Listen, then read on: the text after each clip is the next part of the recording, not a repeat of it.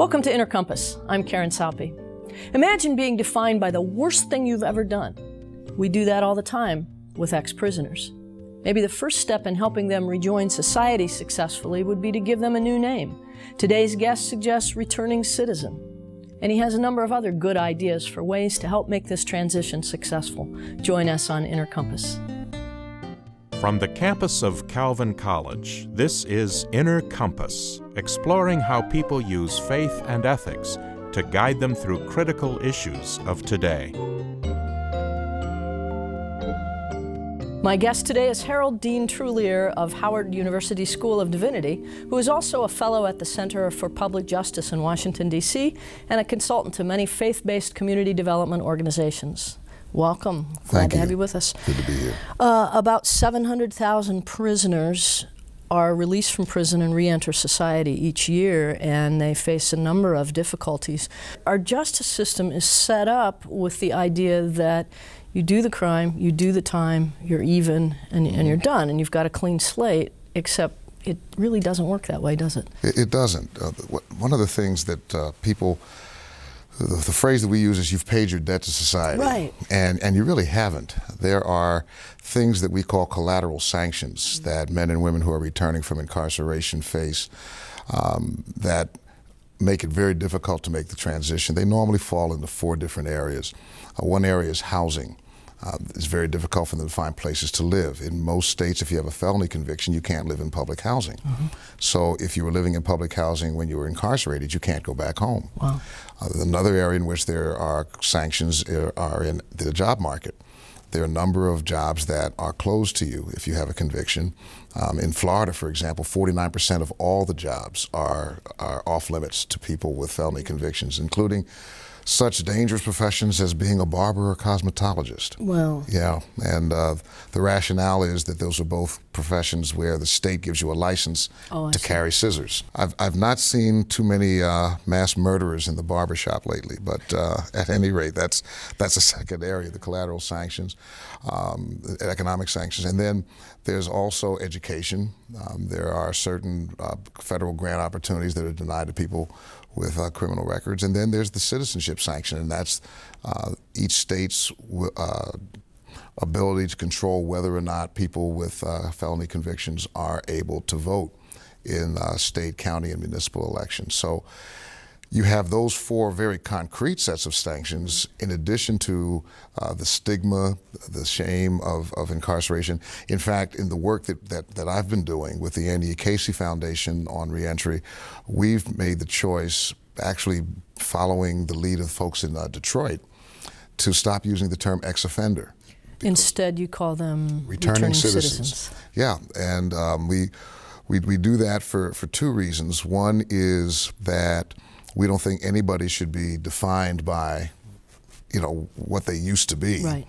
We shouldn't be ex-anything. It's like going to church and addressing everybody as ex-pagans or, ex-heathen. Yeah, sure.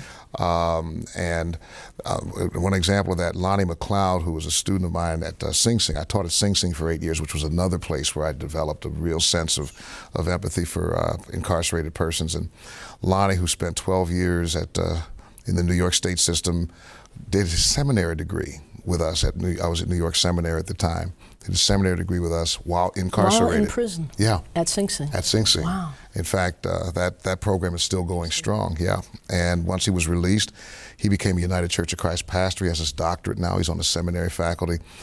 And Lonnie said to me one time, referring to the term ex-offender, he said, how would you like it if every time someone introduced you, they did it by referring to the worst time of your life? Right, sure. So we shy away from that. And the other thing about that is that not everyone who has been incarcerated actually committed a crime. There are people who've been wrongly convicted. And so we don't use that term. The phrase returning citizen came to us when we were meeting with foundation executives and people doing reentry ministry in the city of Detroit. And we thought that it not only reflected the reality of what it meant to come back, but also using the term citizen was part of this notion of restoration. It's very positive. And that term is a signal both to the rest of the community and to the returning citizen, him or herself, right? That's right. Why do so many people see justice see or prefer punitive treatment over healing treatment in prison? I mean, again, this idea that you did the crime, you do the time, you deserve this punishment, and we'll see you in 4 years or 10 or whatever. Do they really think that's going to cure people, or do they forget that ultimately these folks are coming back out into the community? I don't think the general population really cares. And I think that it's because we really have a consensus in modern America that the most important thing for us is that we get our own needs met, that our own self-interest is dealt with. And when I relate self-interest to the criminal justice system, the answer is keep them away from me. Okay. T. Richard Snyder has a book called The Protestant Ethic and the Spirit of Punishment, and he layers that with this notion that we are people who like revenge. And it's not just a matter of punishment. People talk often about punitive justice, but that is actually retributive justice. We want to see people suffer. I don't just want justice. I want them to hurt worse than I hurt. That's right. That's right. Wow. And it seems to me the best way to look after my self-interest is to make sure that everybody around me is happy too. They're less likely to act out in anger against me if I'm treating them well, right? Absolutely. There's a marvelous documentary called A Justice That Heals that we've used in our training in a number of places. And it's about a Roman Catholic church in Evanston, Illinois, where one of the young people who's an altar boy at the church commits a murder against one of the young people from the neighborhood. And when the priest hears about it, he doesn't realize it's one of his altar boys, and he just says, lock him up, throw away the key, another killer. And then someone comes to him and says, that was our Mario that did that. And all of a sudden his attitude changes. And one of the key things in that video, which relates directly to your last statement, is that the mother of the victim from the very beginning says, I will not be consumed with revenge. She is a wife to a husband and a mother of 3 other siblings, all boys. And she said, when we were at the emergency room and the word had come that our son had died from the gunshot wound, my first words were, there will be no retaliation. And she said, I know my Bible, and I know what unforgiveness does to me and does to a person.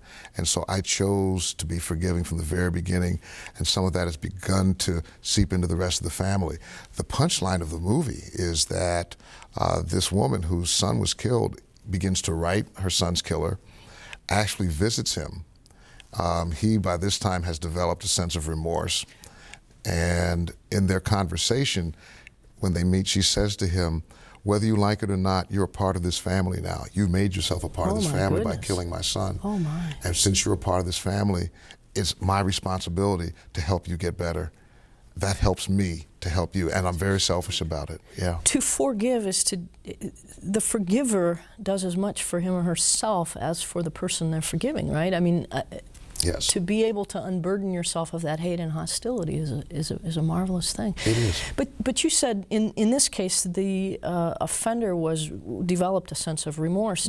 How much does it matter whether that person is repentant or not? I mean, if you're looking for true restoration, then obviously the person has to develop a sense of remorse and has to develop a sense of repentance and wanting to change. But that doesn't absolve those of us who have been victimized from the responsibility of forgiving and loving. It would feel better if there was reciprocity and reconciliation, but both processes need to occur. And in a good restorative justice initiative, you're working both with those who've been offended or those who've been hurt, and you're also working with the individual so that they can develop a sense of accountability. It actually is an act of love for me to hold an inmate responsible for what he or she's done, because I'm recognizing their dignity. I'm recognizing the fact that they do have the ability to choose. In spite of all of the difficult situations and circumstances they faced, they do have the ability to make a choice that says, I won't live this way any longer. And that's really looking at the dignity of the person, created in the image of God, to be able to choose differently and to think differently. And it may take some time, and it takes relationship building, which is at the core of any good prisoner reentry program, but it can be done, and we've seen it happen. And there's a very delicate balance then between saying, I'm going to hold you responsible, and I understand the baggage and the burdens that go along with your trying to set things right. That's right. So for instance, I mean, to get to the idea of say, an alcoholic, he's presumably been weaned off the alcohol while in prison, ideally, but coming back out doesn't simply mean just don't touch that stuff anymore. No, they have to learn a different way of thinking. You have to learn a different way of approaching the world.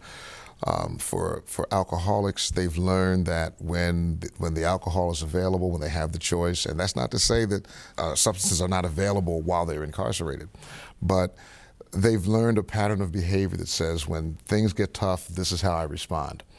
And so you have to develop within the individual while they're incarcerated a sense that there are other ways of responding, and there are a number of successful programs that have helped people to think differently about the world while they're incarcerated and then offer them support when they come out.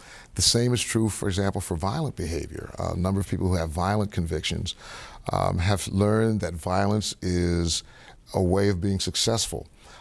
At Seton Hall University, they did studies on people with violent convictions, and they set up what literally was a composite of the typical violent offender, and it goes something like this. A young man with a single parent, a single mother, and she has a boyfriend. The boyfriend hits mom, and Junior is 3, and he intervenes, and Junior gets hit.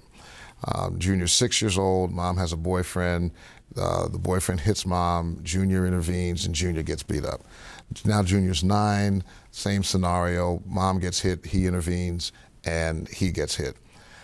By the time Junior's 13 or 14, when mom gets hit, now he's probably as big as the boyfriend, and he fights back, and one day he wins, and he discovers 2 things. 1, I can be successful as a violent person, and 2, this is how I protect people. This is how I protect the people I love. And this is the only way he's ever known how to do it. It's the only way he's known how to do that. And so violence becomes a way of life and a way of becoming successful, a way of becoming powerful, a way of self-actualizing. And that whole behavior has to be unlearned and has to be contextualized for what it is, you know, an inadequate response to a complex situation. Well, as you know, you can't just remove a behavior. You have to replace one behavior with another behavior. There's another nice documentary that we use in the field called Man Alive, Fatal Peril, which is a documentary on an alternative to violence program that they use in the San Francisco County Jail. And in that you see this group of violent offenders, violent inmates, in this group therapy session, learning how their own propensity towards violence is actually triggered by fear. And how do they begin to deal with what they're afraid of and find something else within them to counteract that sense of fear. One of the neat things in the video that you see them doing is whenever one of them, when they're in the group session, one will talk about something that made them fearful. He has to call that a fatal peril. And when he says fatal peril, he has to put his hands up in surrender, something that I don't know what to do with. And when the inmate does that, everybody in the circle has to put their hands up in solidarity. We're all scared. We're with you. We so understand. There's this kind of trigger response that he's learning to associate with this. Yes, yes. And one of the stories he tells is the story of getting a phone call from his daughter. She's like 5 or 6 years old, who has just figured out that daddy is in jail. And when he's on the phone with her and he realizes that she now knows that he's in jail, that fatal peril comes up. He's angry. He's angry at her mother for telling her, and he's angry at himself. And his first response is the violent one, but he puts his hands up. Which is the opposite of a violent response. That's right. And surrenders and says, there is another way to deal with this. And so the skills that inmates are learning in those kinds of programs become really important. The downside is that, and this goes back before the current economic downturn, in the last 10 years, services for inmates have been cut draconianly by state governments, county governments, and so the availability of these programs now depends in large measure on a volunteer base, especially a faith-based volunteer cadre of people who are willing to go in and do something other than do a Sunday night service or a Wednesday night Bible study. Why churches? Why faith-based organizations rather than other social groups? The two things faith-based organizations do, they all do this. They are involved in values transformation, values clarification. So they are value-laden institutions. And the second thing is that they're all relational institutions. And so the things that they can bring to the table, changing in a value system, building relationships, are central realities for anyone who's incarcerated or someone who's incarcerated returning from prison or jail. So that what we're trying to do is mobilize faith communities, not so much around jobs and housing. I mean, those are important, and we like to build networks to do that, and the citizenship issues that we mentioned earlier in terms of the collateral sanctions. But any congregation, irrespective of its capacity to do jobs training or housing, any congregation is going to be doing values transformation, and they're going to be doing relationship building. Let's take those two strengths that are endemic to any religious organization and put them to use in the reentry movement. And so what's very practical about this is not worship, with all due respect to worship services, but the sort of lateral movement where we get to know our neighbors. And I've read that the majority, in fact the vast majority of congregations have at least one member who's connected to someone who's incarcerated.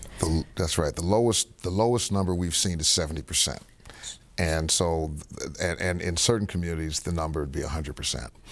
So it's not just a matter of going out and finding a prison and beginning to make connections. You can begin with the connections you already have. Well, that's what we're doing at the Casey Foundation. We've developed a manual called Balancing Justice with Mercy, and in that manual we tell congregations, start in your own congregation, work with the people that are right there with you. The Progressive National Baptist Convention, which is the African American Baptist denomination that was co-founded by Martin Luther King, very strong social justice component. They've actually adopted the handbook, they've reworked it, and they now call it What Shall We Then Do, a family freedom kit. They've given it a Baptist flavor, and they're using it around the country to do just that, work with people within their own congregations, start there, and then allow the influence to spread. I preached at a church in Wilmington, Delaware, Shiloh Baptist Church, very, very good church with a heart for ministry, and it was Men's Day. And I'm kind of funny about Men's Day because, you know, there aren't that many men in churches, and usually a Men's Day speaker comes in and preaches about how men need to step up and man up and do this and do that. And I like to think that maybe a Men's Day can be an occasion to talk about what the church can do for men rather than what men can do for the church. Gotcha. Yeah. So I preached a sermon on prisoner reentry. I talked about, there's a story in the book of Acts where Peter is arrested, he's incarcerated, the church prays for him, he is miraculously released by an angel, and he comes back and he's knocking at the door to get in the church, and they see that it's him and they don't open the door. And so I kind of focused on this image of the returning citizen knocking at the door, and the church is at worship, but they don't open the door. Sure. And when the sermon was over, you know, usually you get people, their little hands say, "That's a nice sermon, Reverend, come again." I spent 2 hours talking with people in that congregation about their incarcerated loved one. And that church and its pastor, Clifford Johnson, have adopted the model, and they're beginning to work it because that one event helped them see this is an issue for us throughout this congregation. That had never been discussed before. Not as an issue. It was sort of like an individual thing. Well, I know about this person, I know about that person, but it was never something that the collective of the congregation said, this is an issue that affects us all and affects people that we love and that we care about. And so they've been very highly motivated, as have a number of congregations, when they've recognized just how pervasive the challenges are for them within their own congregation. And then it can spread from the congregation itself to the surrounding neighborhood and to others. Jesus talks about ministering to those who are sick and in need and so forth, and we know about visiting shut-ins in hospitals, but this piece of it tends to get neglected. And what you're saying is it's there already. It's not even something that congregations need to go out and look for. That's right. The need is already present. So what are some things that church groups do or should be doing, Well, practically a speaking? couple of things. Let me say this. It's not just that it's neglected, but when it's addressed, it needs to be that most churches address it as a specialized ministry, so that we have to have a prison ministry in order to do this. Well, they don't have a hospital ministry to go visit sick people. They don't have a death ministry to go visit a family when a loved one dies. It just flows out of the natural warp and woof of the congregation. It's part of caring for everyone. That's right. And so the first thing that we were saying to congregations is make this an ongoing part of the pastoral care of your membership, just like you would in situations of bereavement, just like you would in situations of illness. And then help them think about what kinds of things they do in those situations. They make food, they make meals. They give people rides. And in Detroit, they're using church vans to give families of inmates rides to correctional facilities. And I read about one group that even hosts video conferences so that families can communicate with prisoners while they're incarcerated. Right, right. The state system loves it because it helps them with security issues. The families like it because they don't have a 15-hour round trip, which means taking off from work, which means buying meals out, which means finding a place to stay down in Western Virginia. And in a typical year, they'll service over 200 families coming in on Wednesdays and Saturdays to New Canaan Church and having quality time visitation with their loved one. Now, re-entering citizens, returning citizens, also need connections with congregations, and that can be very helpful. Are there dangers of particular vulnerabilities where returning citizens can be tempted to fall into old behaviors and the congregation can be gullible? Yes, and one of the things that we do to try to mitigate against that is we say to congregations, don't wait until someone's coming home to be a welcoming presence. Begin to build the relationships while the people are still incarcerated. Get to know them. Get to know strengths and weaknesses, so that what you'll experience when they come home is an ongoing relationship, not let's see if we can get to know you. There are inmates who are in jail because they've done bad things and they will continue to do bad things. And some of those folks you're not going to be able to help. Just like there's some alcoholics and addicts who die, alcoholics and addicts, and there are people with other kinds of behaviors that never reform. And so the fact that some people will not make it is no reason for us to stop. But one of the ways you reduce the risk is you get to know them. The other thing you do is, in the name of accountability, you require certain things from the returning citizen that lets you know that they want to be committed to the relationship and they're not just there to use you. So that when we do letter writing, for example, to inmates, one of the things we tell churches is that you do not use your home address as a return address. Use the church address as a returning address. We like to have men write men and women write women. Which just eliminates a whole lot of temptations. Absolutely, absolutely. And on both sides. Sure. On both sides, by the way. And we also try to talk about what the prison culture is like and how men and women who are incarcerated learn a certain style of anti-institutional behavior just because of the oppressive nature of what it means to be incarcerated, and how you have to really develop relationships and hold people accountable for the way they relate to you in spite of how difficult their situation may be while incarcerated. And so we try to make sure that congregations understand something about prison culture, something about jail culture as part of their, I don't like to use the word training, but part of their preparation to get involved in this kind of work. Just like if you were going to India or you were going to some parts of Africa or Asia, and you had to have you were going to have a certain kind of cross-cultural experience. You learn about the culture, sure. You learn about the culture. That's a great analogy. So there are well-established institutions doing this with success that congregations who are looking to develop ministries in this area can look to as models. Absolutely. There are the Christian Association for Prisoner Aftercare is a great place to look for models. They have hundreds of organizations around the country that are doing work, and they have a great website. Wheaton College in Illinois has an Institute for Prison Ministry that's part of the Billy Graham Center. Prison Fellowship has done a lot of work in this area of reentry as well. There are also programs that have taken a piece of this notion of reentry and concentrated on various facets, like job training in the Ready for Work program, or considering the fact that inmates, many inmates have school-age children who are struggling while mommy or daddy is away. There's become a national movement to do mentoring children of prisoners, led by Wilson Goode, the former mayor of Philadelphia, who, after his term as mayor, became an ordained Baptist minister and has gone around the country and helped to establish over 270 mentoring children of prisoners programs in faith communities, and has also been able to successfully lobby the federal government to set aside money every year to support that kind of work. Wonderful. Thank you so much. My guest today has been Harold Dean Trulear of Howard University School of Divinity, who is also a fellow at the Center for Public Justice in Washington, D.C. I'm Karen Saupe. Thank you for watching Inner Compass.